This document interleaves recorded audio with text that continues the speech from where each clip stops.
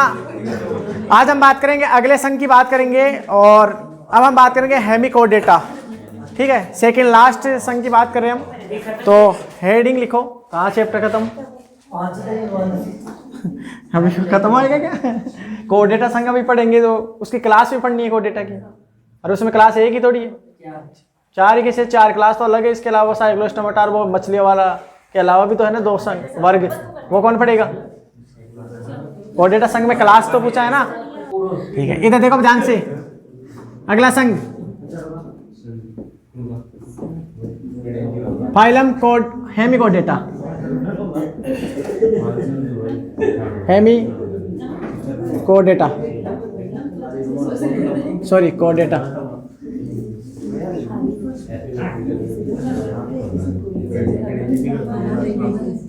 अगले संघ की बात करें तो इसे बोलते हैं हेमिकोडेटा।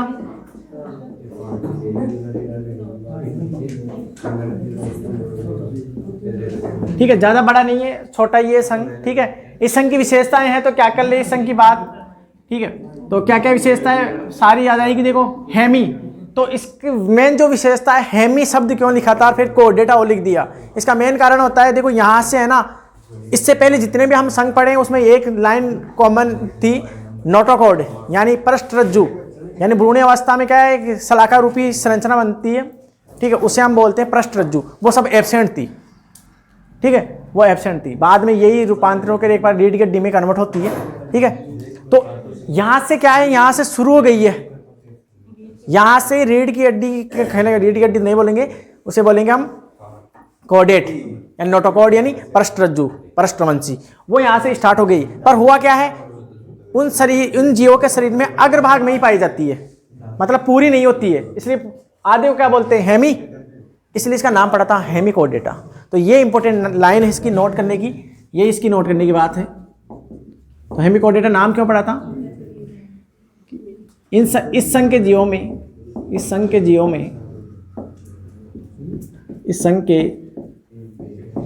में नोटोकॉर्ड यानी पृष्ठरज्जु जीवों के केवल अग्रभाग में ही पाई जाती है। नोटोकॉर्ड पाई जाती है, इसलिए इसे हेमिकोडेटा नाम दिया गया।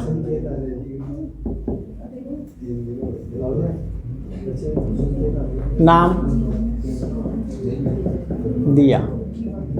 ठीक है, याद रखना इस संघ का नाम इसलिए पड़ा है। और ये ज्यादातर जो जीव होते हैं बिलकारी होते हैं, समुद्र के आसपास पाए जाते हैं। ठीक है, और बिल बनाकर रहते हैं, बिलकारी होते हैं। तो ये जीव क्या है, बिलकारी होते हैं। चूहा नहीं, वो तो कोडेटा संघ में जाएगा, बिलकारी होते हैं।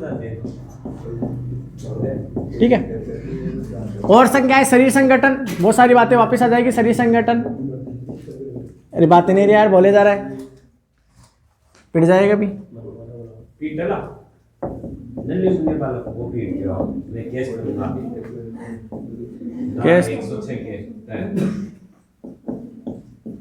समिति की बात करें हम इसमें, तो समिति पाई जाती है द्विपार्श्व। ठीक है, त्रिकोर की होते हैं। अरे पहले वाले में त्रिकोण का लिखना भूल गया तो लिख लेना ना, त्रिकोर की पहले वाले संघ में। कौन सा संघ था? इकानोडर बेटा, त्रिकोर की लिख लेना है ना, सारे वो तो त्रिकोर की है ना, त्रिकोर की। ठीक है, लार्वा अवस्था पाई जाती है, उपस्थित मतलब अप्रत्यक्ष परिवर्धन।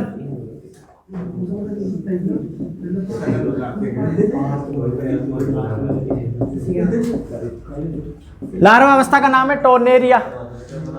ए राहुल,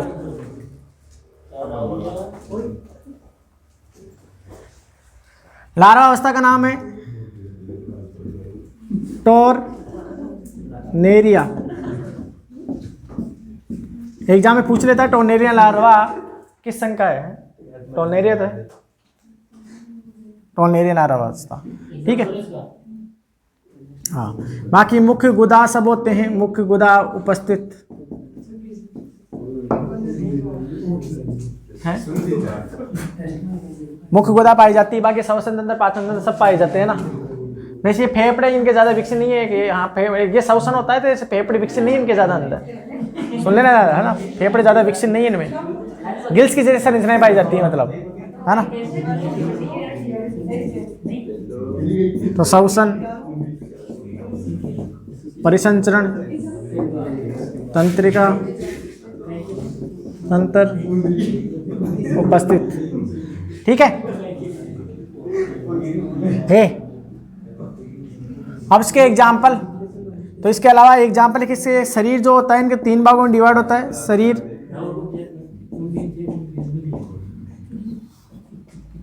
हेड होता है इनमें, सूंड होती है और कॉलर होती है। शरीर इनका 3 भागों में डिवाइड होता है, हेड होती है, सूंड होती है, सूंड की जैसी संरचना पाई जाती है और कॉलर पाई जाती है। इस आधार पर में उत्सर्जी जो अंग होता है ना, ग्लोमेरुलस का गुच्छा या सूंडी ग्रंथियां पाई जाती है, या सूंडी कोशिकाएं बोलती है, सूंडी, है ना।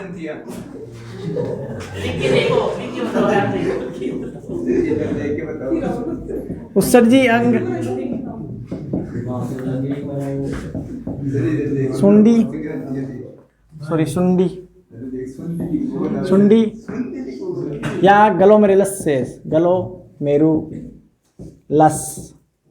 सेल्स, ठीक है। एग्जाम्पल की बात करें तो ज्यादा भी इनका विकास नहीं हुआ है ना, 3 ही है।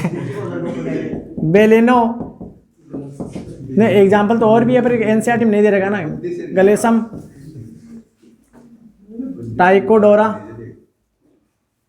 टाइकोडोरा और सेक्रोगलोसम, ठीक है। ये इसके एग्जाम्पल है, बाकी और ज़्यादा इनमें इंपॉर्टेंट नहीं है। इसमें इंपॉर्टेंट लार्वा अवस्था याद रखना, इसका टोनेरे लार्वा अवस्था, बाकी 3 हिस्सों में डिवाइड होता है। और ये हेमिकोडेटा नाम के पड़ा था। सुंडी होती है ना, तो ये था एक हेमिकोडेटा, ठीक है, इसे लिखो ना।